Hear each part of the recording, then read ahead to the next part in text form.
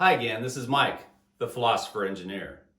Today is June 25th, and we're focused this month in June on impact. We start out with a different theme each week, and I've been a little bit late on video, so I'm going to actually combine the last two parts of our weekly themes together, which is design and hire. So design is the plan, and then hire is to fill out the rest of your plan in terms of bringing on more talent. But let's talk about that a little bit, because this is a big deal. So we're talking about impact, and the theme for today in Mike's executive conversation, that's what the MEC is for, is get a plan. This is where it all starts. We have to have a plan. And getting a plan is a little bit complicated when you're leading a company, because often you have a number of players, and you really have to kind of work through it. I'm kind of a big fan of Patrick Lencioni, and the Advantage is really a wonderful roadmap for building a strong culture and a strong company. But a lot of that begins with a plan. And that means that the leadership has to talk through, debate, discuss, wrestle with different plans, and then come to alignment. If you want efficiency in your company and you want to perform well, it begins at the top, and you need as close to 100% alignment as possible. So you have to work through those things. Everyone says their piece. It's kind of a messy system. It's a little bit complicated, but it's important to get everyone's input, work through, try to drive consensus, and the leaders are going to have to, someone has to make the call. And then you all need to get behind that plan, and that's how you get your performance and efficiency. Also, the rest of the organization will feel more confident in that leadership because that company has a clear vision. And as we talked about before, for companies to work well, the employees need to be engaged. And there's 4 elements of being really engaged as an employee. One is, how well do you like your job? Are you a good fit for your job? That match is really important. When you match the right person with the right role, they're energized, they perform well. That's probably one of the most important decisions to make, is to match people with their role. The second is their manager, of course. And the manager can really inspire them, hopefully, and help meet their needs and help remove obstacles and go coach and guide them in a way that helps them perform even better. That's really important. Then you have the whole company culture, and your peers in the organization, and how well you enjoy and connect with those people. And then as part of that culture, of course, is the company itself. What is the company's vision? Are they doing some big things? And is that something you can kind of rally behind? So when the whole company knows what their aim is, their vision, they have a clear mission, and then your work contributes to that, that's fantastic. So you get a plan, and that plan, we call it design.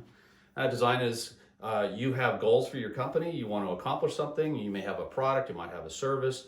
You have some ambition that you want, but to make those plans happen, it requires people. And I focus mostly on product development, so I really focus a lot on technical and engineering talent. And as I say often, engineers are people too. There's a people side, not just the resume. And matching them together is really good. I do want to say something, and that is, to be very successful in companies, it really requires, teamwork. And teamwork may sound very cliche. That means we work in teams. This is another book I recommend called The Ideal Team Player. And this talks a lot about finding people that have the qualities to be an ideal team player. If you're going to build strong teams, and we use Scrum teams because they're much faster, and we have a need for speed. So Scrum teams are a very dynamic way of working together in teams to deal with complex problems, especially when there are many unknowns. You might be dealing with invention or any other types of technical breakthroughs that you can't predict ahead of time. But dynamic teams respond to those quickly, take on those problems, and really accelerate the process. And when they're supported by the company, you can make incredible breakthroughs. Because we're really after not just going faster, but going faster based on more confidence. And as it turns out, those go together. If you go faster because you're not guessing and you're getting the right people and you're following the right process, then your confidence is higher, your ability to meet deadlines is higher. Otherwise, there's a lot of stress if you're not sure. If you feel a lot of pressure to meet a date and you don't have confidence in it, and you're kind of going through this little trial and error, I hope this works, this might work, your hope is not a strategy. What you really want to do is follow the discipline of understanding a problem, breaking it down, defining it, and then solving it. And that can be done, and that will increase your confidence. And if you're running efficiently in teams, you can not only meet your deadlines, you can beat your deadlines. So get a plan, and then here, this is kind of my little graphic, build the plan and follow the plan. So the plan is the design. And part of that may be, especially if you're successful, is adding new people, or maybe optimizing the organization in terms of putting people in a better position. It's a better match for their skill set. So that's really what you want to do is have a good plan, and then when you hire new people, make sure they fit into that plan, and make sure they fit into it not just from the skills or the experience, but on the people side, the people skills. Can they work in teams effectively? That's really key. And if all those teams are put together and you have a good plan and they know where they fit into that process, you can accomplish great things. And people are, they're going to be more energized, they're going to be more engaged if they have a clear mission and they're put in position for success and they're put together with the right people.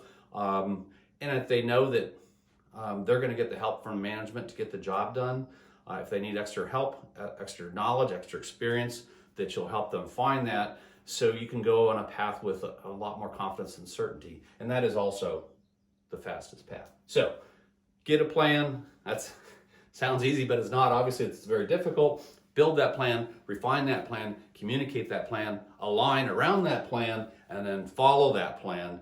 And the whole organization will be moving in the same direction, and you'll accomplish great things. So that's how we have impact.